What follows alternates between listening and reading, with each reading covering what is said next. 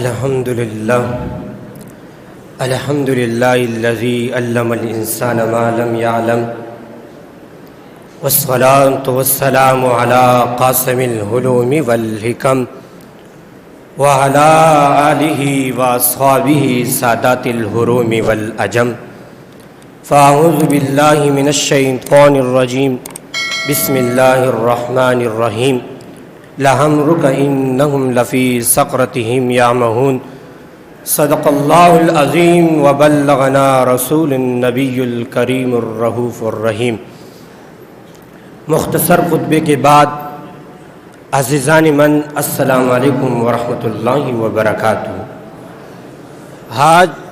بندہ ناچیز کو جس عظیم موضوع پر لب کشائی کرنے کا موقع ملا ہے، اس کا عنوان سخن ہے شان رسالت صلی اللہ علیہ وسلم کی یکتائی۔ عزیزان محترم، اللہ تبارک و تعالیٰ نے قرآن مجید میں ارشاد فرمایا لعمرک انہم لفی سقرتہم یعمہون، اے محبوب مکرم مجھے آپ کی عمر کی قسم، بے شک ہو اپنی نشے میں گمراہ پھرتے ہیں۔ لعمرک، عزیزان من، یہاں قسم کے لیے لام کو ذکر کیا۔ قسم کے لیے وہ بھی تو آتا ہے، تا بھی ہے، با بھی ہے، لیکن لام کو کیوں خاص کیا؟ تو اس کا جواب یہ ہے کہ لام کے اندر ایک دوسرا معنی پایا جا رہا ہے، اور وہ ہے خصوصیت۔ یعنی اللہ تبارک و تعالیٰ نے یہاں پر لام کو ذکر کر کے یہ واضح کر دیا کہ اے میرے محبوب، آپ کی زندگی کوئی عام زندگی نہیں ہے۔ اس لیے اللہ تبارک و تعالیٰ نے حضور علیہ السلام کے مکمل زندگی کی قسم کھا کر حضور علیہ السلام کے شان کو واضح کر دیا۔ امام بیقی اور امام ابو نعیم اور دیگر ائمہ نے حضرت ابن عباس رضی اللہ عنہما سے روایت کیا ہے کہ رسول اللہ صلی اللہ علیہ وسلم نے فرمایا ما خلق اللہ وما ذرا نفسا اقرب علیہ من محمد صلی اللہ علیہ وسلم وما حلف اللہ بآیات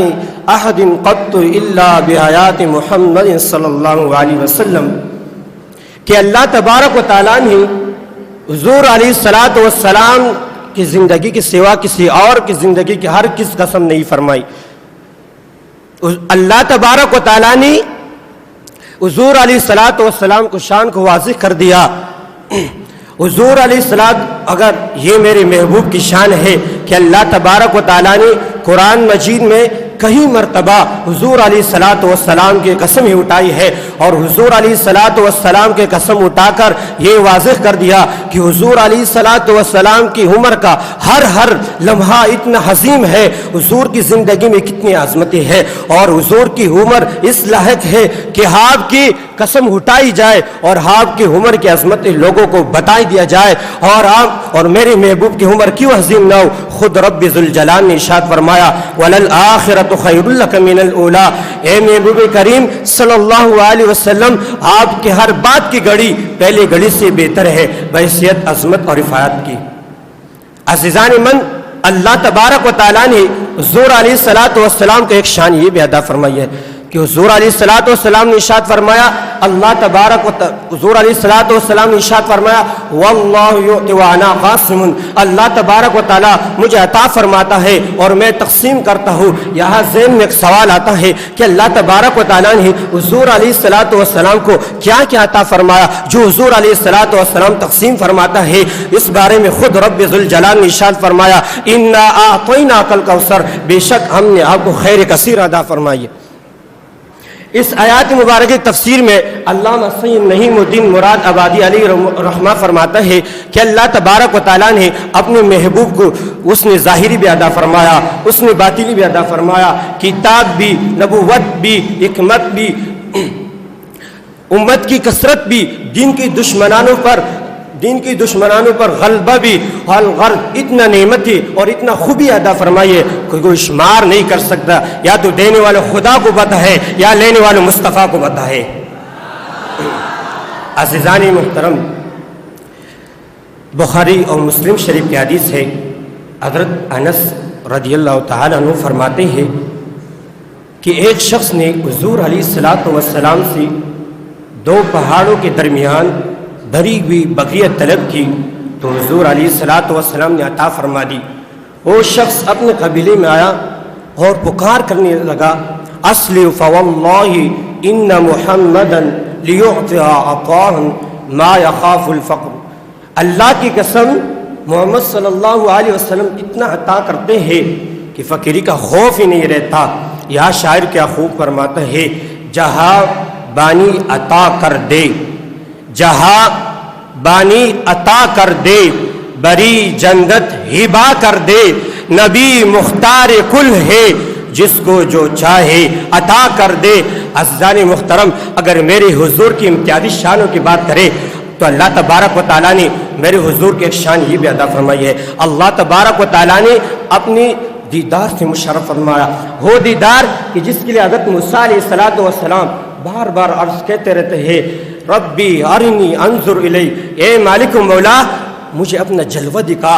تاکہ میں تیرا دیدار کروں۔ رب ذوالجلال نے ارشاد فرمایا، لن ترانی، اے موسیٰ تم مجھے ہرگز نہیں دیکھ سکو گے۔ اس لیے لیکن جب باری آئی میری مصطفیٰ کی، جب باری آئی امینہ کی لال کی، تو رب ذوالجلال نے آپ کی شان کو قرآن مجید میں کچھ یوں فرمایا، سبحان الذی اسری بعبدہ لیلا من المسجد الحرام الی المسجد الاقصی، پاک ہے وہ ذات جس نے اپنی بندے خاص کو رات کے قلیل حصے میں مسجد حرام سے مسجد اقصی تک اور مسجد اقصی سے لامکانوں کا سیر کروایا۔ پھر لامکانوں میں محب اور حبیب کی اس ملاقات کو رب ذوالجلال نے قرآن مجید میں ارشاد فرمایا، وَهُوَ بِالْأُفُقِ الْأَعْلَىٰ، اور محبوب علیہ السلام معراج کے شب عالمی لامکان کے سب سے اونچی درجوں پر تھے حضور علیہ۔ پھر رب ذوالجلال نے فرمایا ثم دنا فتدلی، پھر رب ذوالجلال اپنی حبیب سے قریب ہوا اور پھر زیادہ ہی قریب ہوا۔ پھر رب ذوالجلال نے ارشاد فرمایا فکان قاب قوسین او ادنی، پھر جلوہ حق اور محبوب مکرم میں صرف دو کمالوں کے درمیان فاصلہ رہ گیا۔ عزیزان محترم، یہ ہے میرے حضور کی شان کہ اللہ تبارک و تعالیٰ نے عطا فرمائی ہے۔ بخاری مسلم شریف کی حدیث ہے، ان ابی ہریرہ ان رسول اللہ صلی اللہ علیہ وسلم قال فضلت علی الانبیاء بست اوتیت لی الغنائم ونصرت بالرعب واحلت لی الغنائم وجعلت لی الارض مسجدا وطہورا وارسلت الى الخلق غافا وختم لی النبیون۔ حضور علیہ السلام نے فرمایا کہ اللہ تبارک و تعالیٰ نے مجھے چیزوں میں تمام انبیاء سے فضیلت دی گئی۔ نمبر ایک کہ مجھے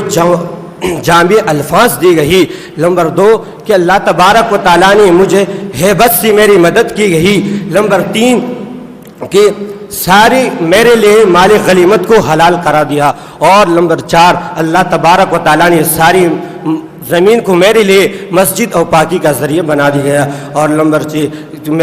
میں ساری مخلوق کی طرف بھیجا گیا ہوں، اور نمبر چھ کہ مجھ پر نبوت کو ختم کر دیا۔ میں دعا کرتا ہوں کہ اللہ تبارک و تعالیٰ حضور علیہ السلام کی شان کو ہم سب کو جو ہے حضور علیہ السلام کی شان کو سمجھنے اور اس پر عمل کرنے کی توفیق عطا فرمائے۔ وآخر دعوانا الحمد للہ رب العالمین۔